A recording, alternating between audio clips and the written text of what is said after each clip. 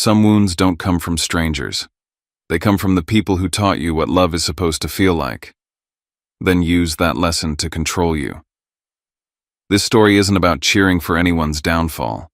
It's about how quiet cruelty can live inside family and how one choice can finally set you free. At a family meeting, my mom pointed at me and said, "Learn from your sister. She sends us $4,000 every month. You ungrateful son." I tried to speak, but that's actually me. And my father slammed the table. "Don't you dare steal her accomplishments. If you're so confident, stop the payments next month." So I did. And 1 month later, I found out why they needed my money and my silence. Now, let me take you back to that living room. My name is Zephyr Maddox. I'm not here to play the victim. I'm here because I carried this alone for too long, and I don't think anyone should have to. Before I tell you everything, can you just drop a quick hi in the comments or tell me where you're watching from? Sometimes knowing one real person is listening makes the shame feel lighter. And if you want more real stories like this raw, messy, and honest, please subscribe. It helps me keep telling the truth when it's hardest. Thank you. And now, let me tell you everything. At that family meeting, my mother sat perched on the edge of her favorite armchair, the one she never let anyone else use, and spat out the words like she had practiced them in front of a mirror. "Learn from your sister, who sends us $4,000 every month, you ungrateful son." I didn't even flinch. I just looked her in the eye and started to say, "But that's actually me," before my father slammed his hand on the arm of his chair. Eyes blazing.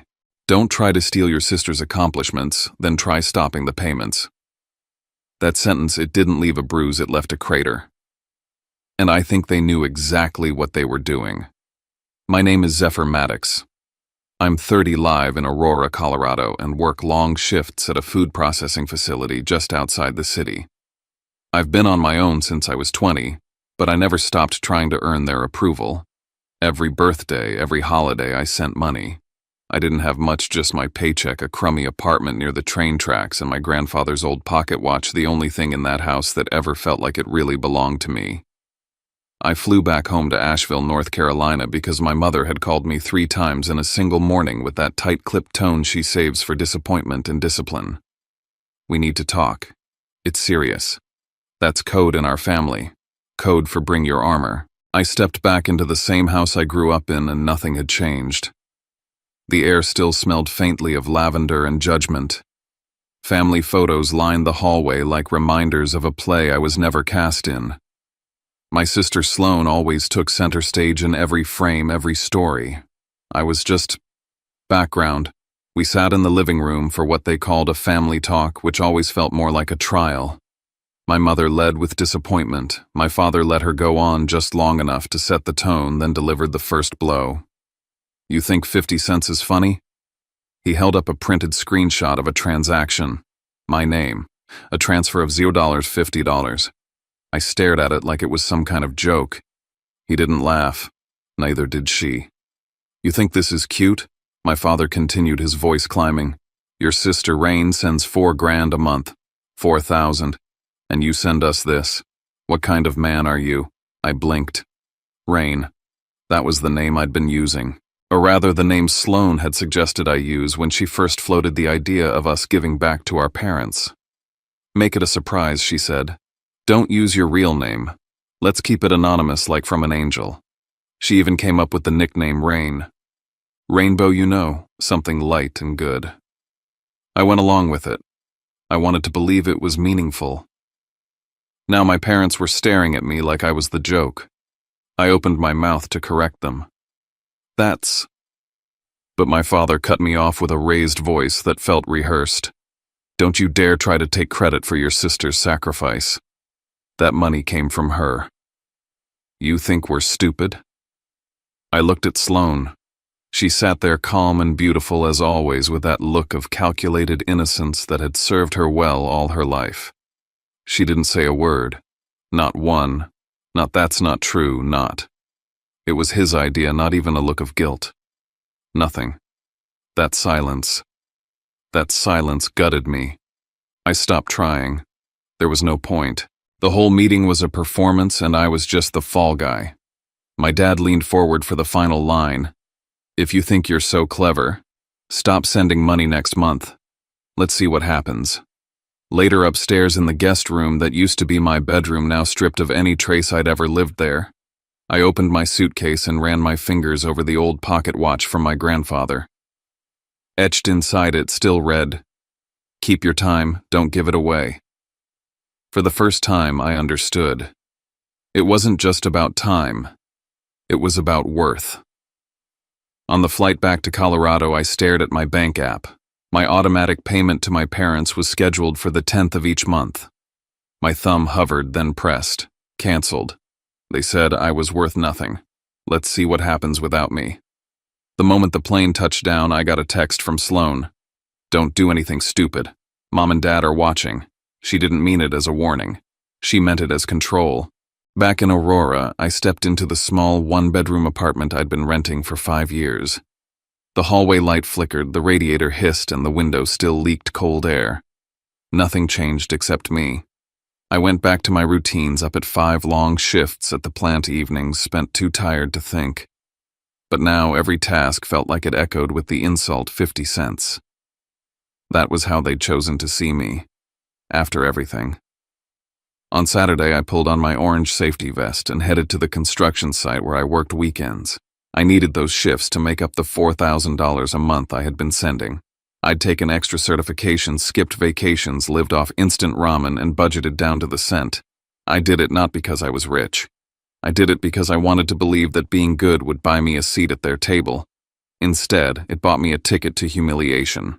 Back home that night, I sat at my desk with 2 things in front of me: my grandfather's pocket watch and my banking records. I pulled up every transaction labeled under Rain and compared them to the account I used to send money. The 0.50 charge, the one they printed out and threw in my face, stood out. It didn't come from my bank. It came from a payment app I hadn't touched in years. I dug deeper and found that it was linked to a secondary email address I barely remembered, one that Sloan once helped me set up. My chest tightened. It wasn't a mistake. It was staged. I scrolled back through old messages. Months ago, when Sloan pitched the idea of using Rain, she'd offered to handle the logistics. "Just give me access so I can make sure it looks right," she said. "It'll be our secret." I trusted her.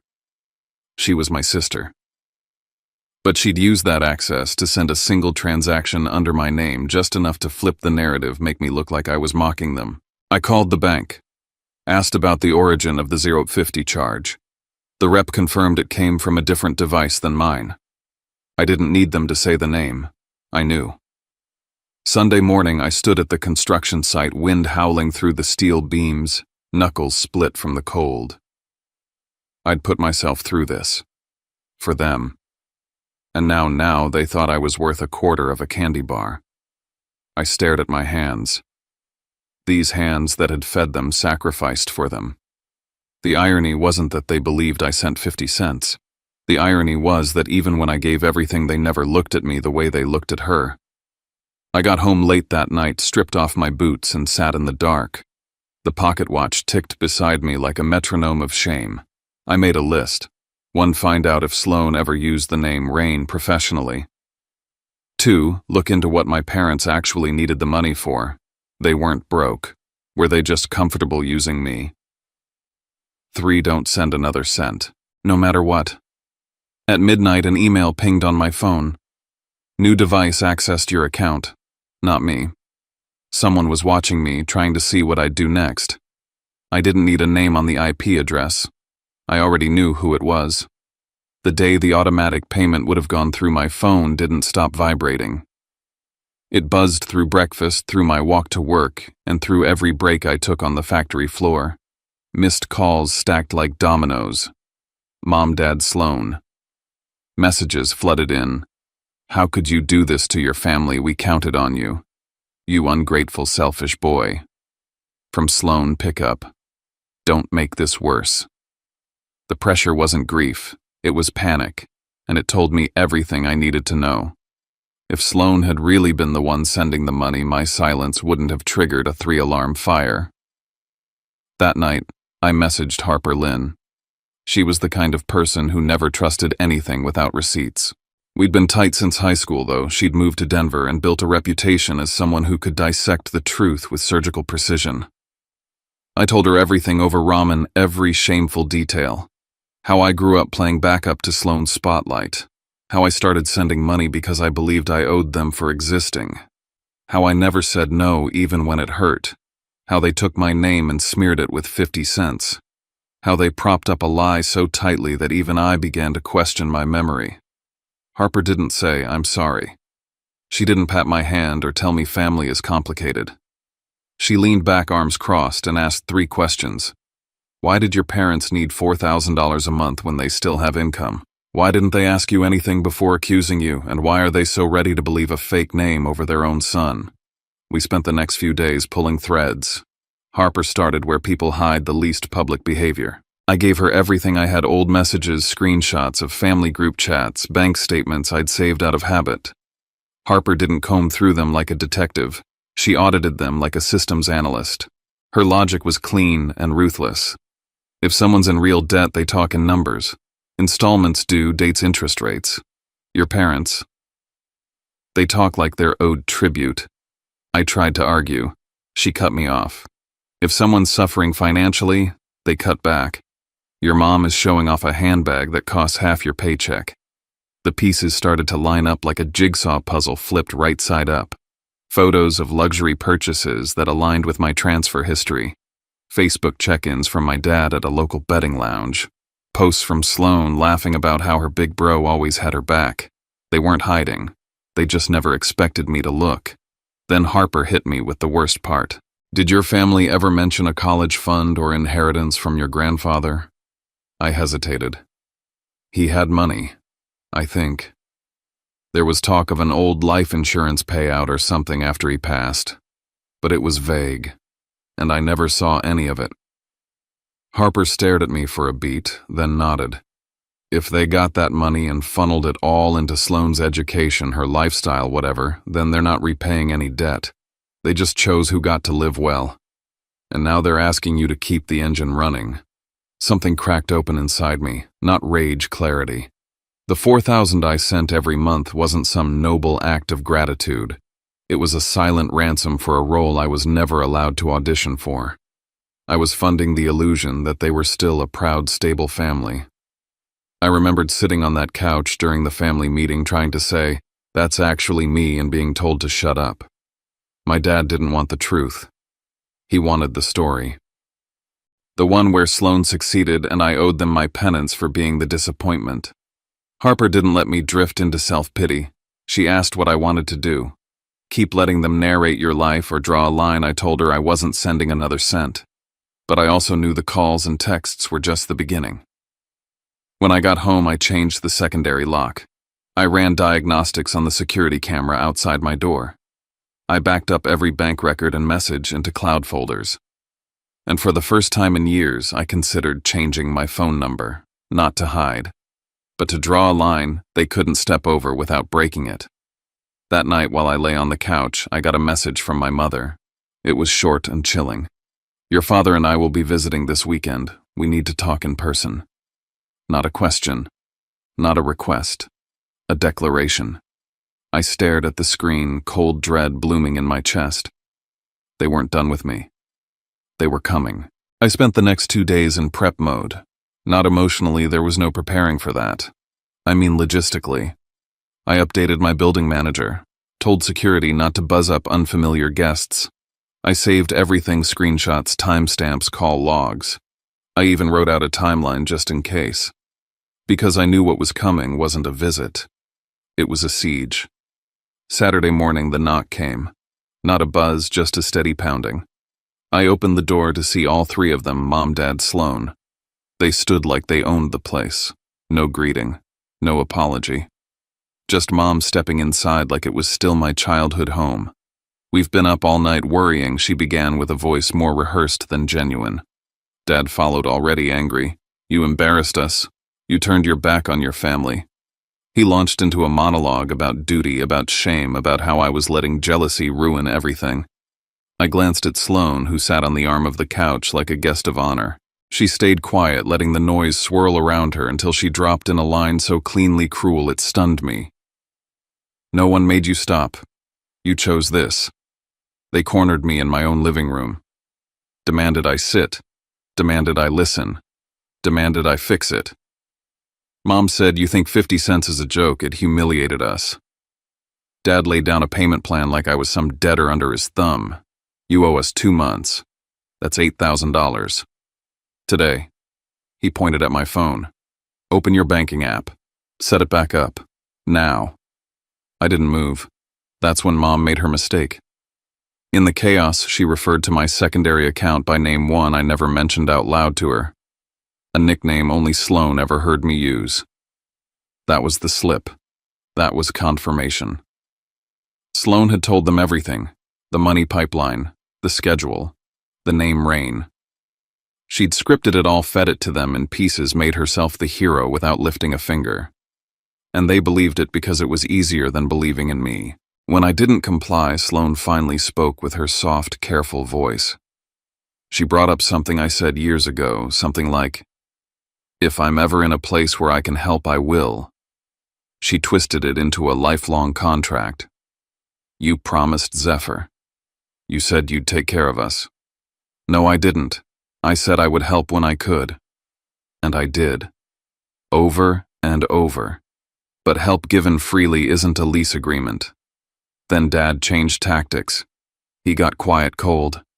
"If you don't pay, we can start talking about how you've been living out here, what you've really been doing. People might want to hear it." I didn't have to ask what he meant. It was a veiled threat, one meant to scare me into submission. They weren't just after my money. They wanted the leverage to keep me under their thumb, even from 2 states away. I asked them to leave, calmly, respectfully. That's when Dad raised his voice in the hallway, loud enough for neighbors to hear. "You abandon your parents and expect us to stay quiet," Mom cried on cue. "He won't even feed his own mother," she sobbed right as someone walked past. It was all so theatrical I could barely breathe. I felt my own walls folding in around me, the safe space I built becoming a stage for their performance. Before they left, Mom added a final blow. "Maybe your boss would like to know the kind of person you are.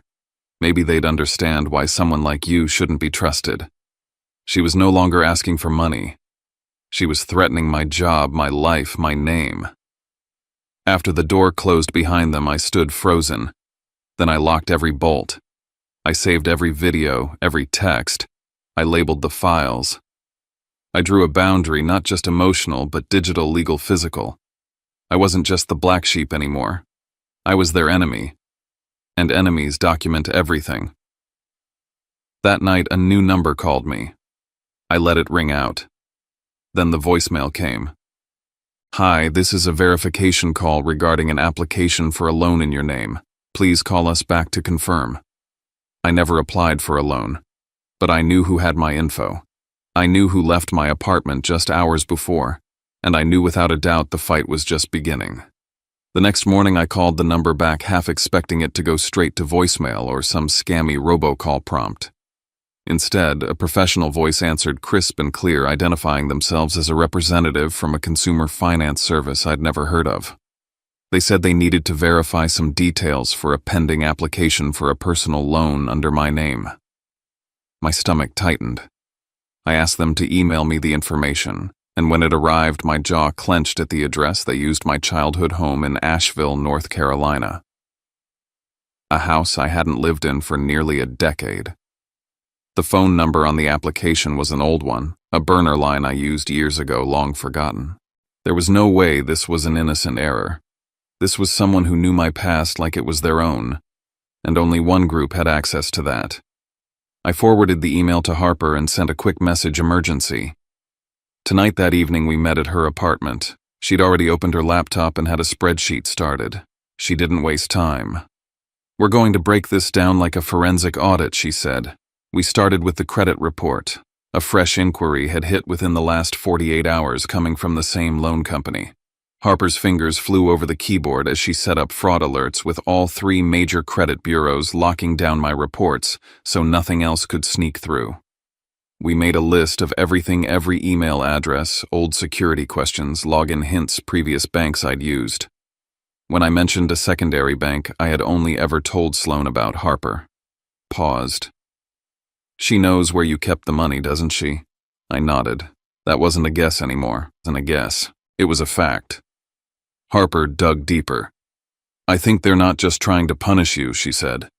They're trying to shift something toxic into your name. I stared at the screen. The $0.50 transaction, the ghost sender name Rain, the perfectly timed character assassination, it all made sense. They were building a parallel version of me, one where I was petty, cruel, and cheap. Meanwhile, Sloane got to play the martyr who gave until it hurt. As if on cue, my phone buzzed. My father's name lit up the screen. I'm going to give you one last chance to make things right, he said when I picked up. We can still fix this. Just send the money and stop making things harder than they have to be. He paused, then added, because if you don't, I will make sure everyone knows who you really are. He hung up. Seconds later, another text came in, this time from my mother. We didn't raise you to be this cold. You want us to die from stress. Then Sloane, I'm the one cleaning up your mess. You made me look like a liar, I snapped. Not in the yelling kind of way. Something colder. I sat down, typed out a message, and sent it to all three of them. No more money. All communication must be in writing. Do not show up at my home again. This is your only warning. Then I went through every app, changed every password, deleted every recovery method tied to my old life. I replaced email addresses, disabled old phone numbers, scrubbed everything. That night, Sloane sent one more message. You think that's going to stop us? I know which bank you used. I know everything. And with that, I knew it wasn't desperation. It was control. They didn't want help. They wanted ownership.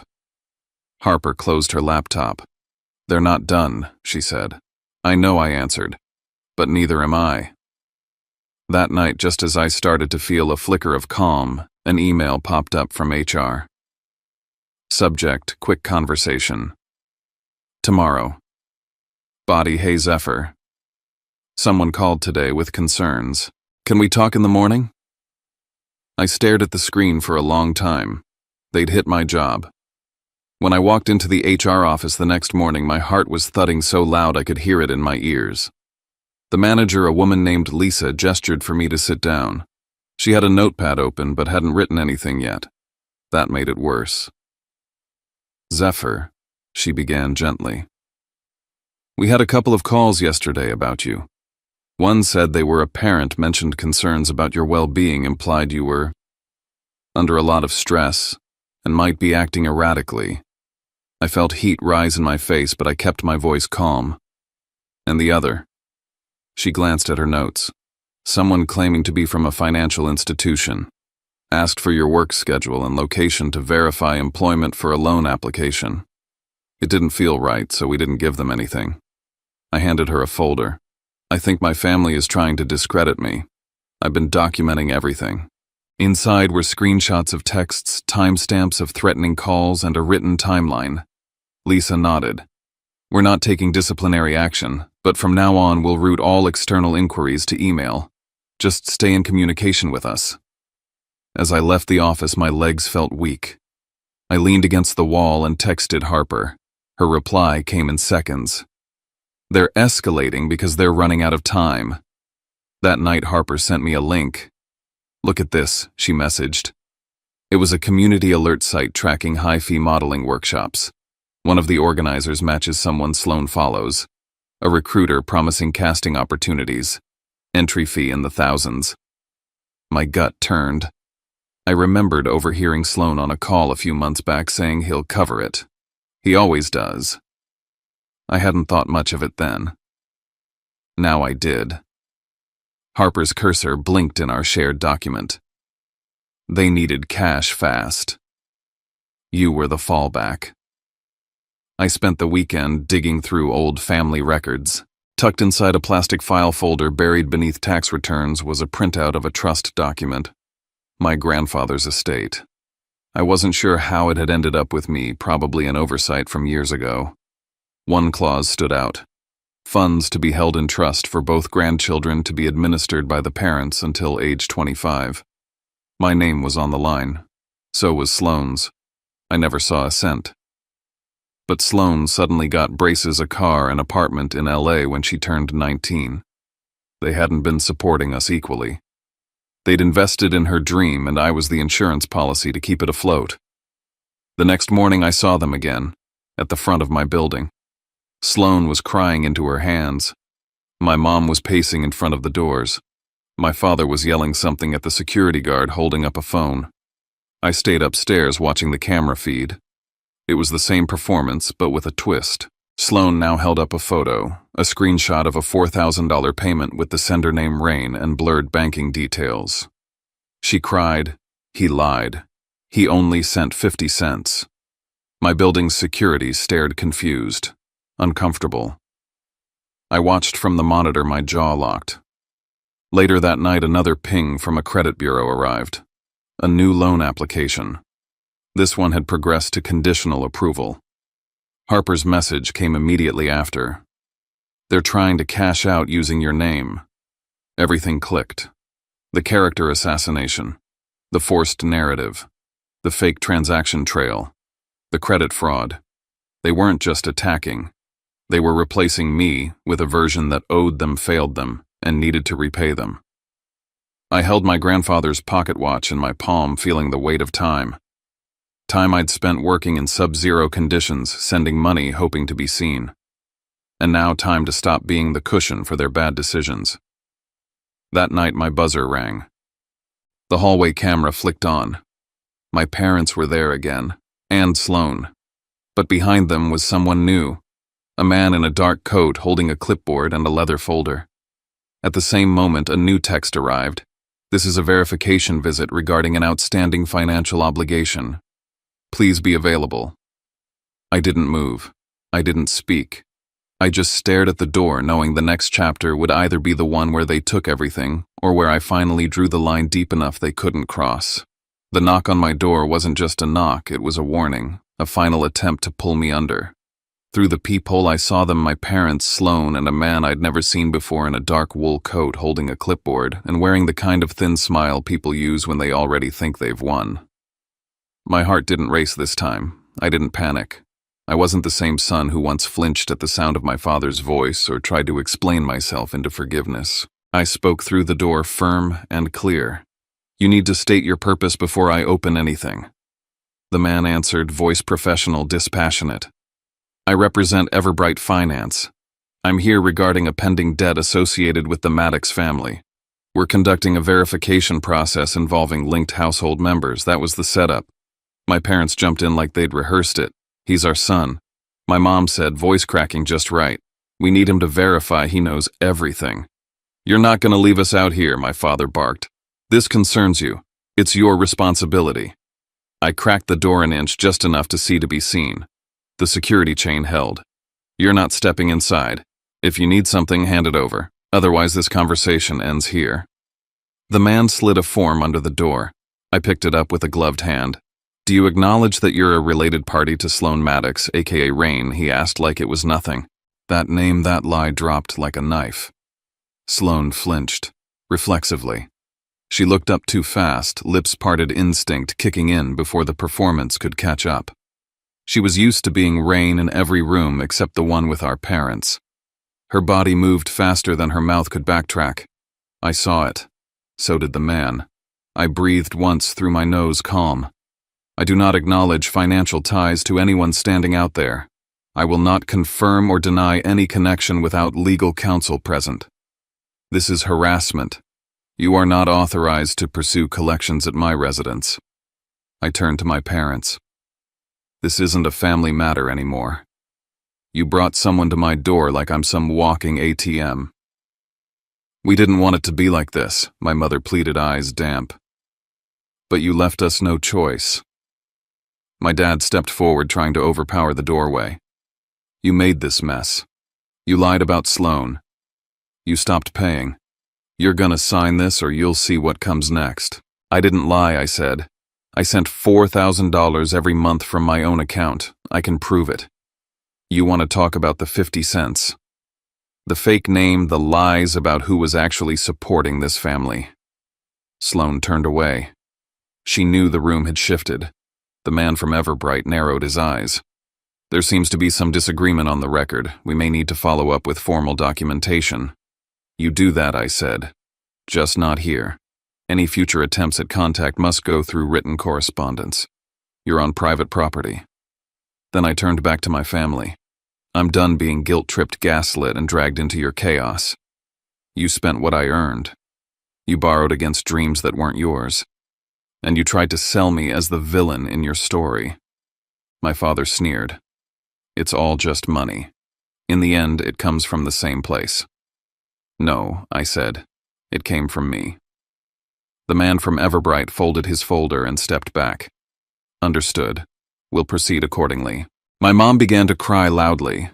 My father cursed, trying to keep his voice low but failing. Sloan just stared at me with something between fear and hate.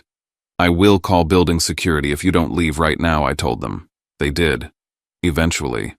I shut the door with hands trembling, not from fear but from the adrenaline of someone who's just reclaimed their body after years of letting someone else pull the strings. I stared at the peephole until they disappeared from view. I sat down, picked up the pocket watch my grandfather left behind. And for the first time, I didn't feel like a son failing his family. I felt like a man who had finally told the truth out loud. That night, I got an email from Harper. She dug up the final piece of the puzzle. The casting agency Sloan had joined was flagged in multiple states for operating under false promises. They took money from families who believed their kids were destined for stardom and left them with nothing. If you're ready, she wrote, we end this. No more arguing. Just action. I started the next morning like a cleanup crew walking through a demolished building. Calm, methodical, numb. Not because it didn't matter, but because it finally did. First, freeze everything. I placed a long-term fraud alert with all 3 credit bureaus, locked my credit reports, changed every password, set new security questions no one in my family could guess, updated backup emails, transferred my primary banking to a new institution, then document it. I printed every transaction from the last 2 years, sorted them by date, by amount, by narrative. The $4,000 always on time. The 50-cent transfer planted like a decoy. The emails from HR, the messages threatening to call them, the photos from my hallway camera. Then I scheduled a meeting with HR, sat in that bland office with my folder of shame, and for the first time handed it over without flinching. I want to make sure this doesn't affect my work, I said. The manager nodded. Thank you for coming forward. We'll flag any external contact. You're protected here. Protected. I never knew how much I needed to hear that word until it left someone else's mouth. I left that meeting with my spine a little straighter. Next, close the story. I mailed a notarized letter to Everbright Finance stating I had no association with the debt or any parties involved. I attached a summary of harassment and demanded they cease contact under the Fair Debt Collection Practices Act. I copied a lawyer friend from Harper's Circle just in case. Then block. I sent one final message to my family. I am not responsible for your debt. I will not co-sign, intervene, or offer financial assistance. Any further contact will be documented and treated as harassment. Do not reach out again. I saved it. Then I blocked every number, every email, every handle. A week later, I heard from Harper. They tried to borrow more. Got denied. Your dad's trying to sell the house in Asheville. Within a month, it was gone. My parents moved into a cramped apartment near one of the old factory routes. My dad picked up day labor. My mom started temping at a check-in desk for a gym chain. Sloan No Rain burned her last bridge at the bar she worked at after someone exposed her for stiffing rent. She messaged me once from an anonymous account. All I ever wanted was to matter. I didn't reply. I'd learned that not every story needs a response. Instead, I poured myself into work. I got promoted to team lead. I moved into a better place closer to the plant. I painted my kitchen blue, bought a real bed frame, and stopped apologizing for the quiet. One Friday, I bought myself a decent dinner and ate it in silence. Not because I was lonely, because it was mine. 5 years passed. I flew to Savannah, Georgia for Harper's wedding. She looked radiant. The whole ceremony was small and unforced. Love without debt, promises without obligation. I met someone there. Kellen Ward. Architect, dry humor, clear eyes. We talked over bourbon about building things that last. As we said goodbye, Harper hugged me tight.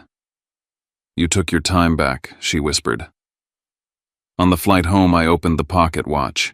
It ticked steady and small. I used to think I had to earn peace. Now I know I just had to stop letting it be stolen. I once was called Rain. I once was worth 50 cents. I once gave away $4,000 a month to people who saw it as tribute, not love. And I once believed that being the good son meant disappearing. Not anymore. I don't need their approval. I just need my life to be mine. Looking back, I don't regret giving. I regret not knowing when to stop. I regret thinking love meant silent sacrifice and making myself small so others could feel big. But this telling the truth, naming the pain, choosing peace over guilt, this was the real act of love. For myself. For the life I get to rebuild. If you're watching this, and you've ever felt like your worth was measured by what you gave, I want you to know you're allowed to walk away. You're allowed to say no. You don't owe anyone your peace just because they share your blood. I learned that the hard way. But I'm still here healing one day at a time. I used to think being a good son meant staying quiet, paying the bill, and swallowing whatever story they needed me to carry. But somewhere between the lies, the threats, and that ridiculous 50 cents, I finally saw the truth. Sometimes what breaks us isn't hate, it's the slow drain of being loved only for what we provide. And sometimes the kindest thing we can do isn't to keep giving. It's to stop disappearing. If you're listening and any part of this felt familiar, I just want to say this gently. Chung Ta don't have to punish anyone to choose peace. We can hold compassion for people's broken choices and still protect our own life. Boundaries aren't revenge. They're a quiet way of saying, my time matters too. Before you go, if you'd like a place where stories like this can be heard without judgment, I'd love for you to subscribe and join this little community. And if you feel comfortable, drop a hi or tell me where you're watching from. If you want, you can leave a few lines about what you've carried too. I read more than you think. Thank you for sitting with me. Take care of yourself, and I'll see you in the next story.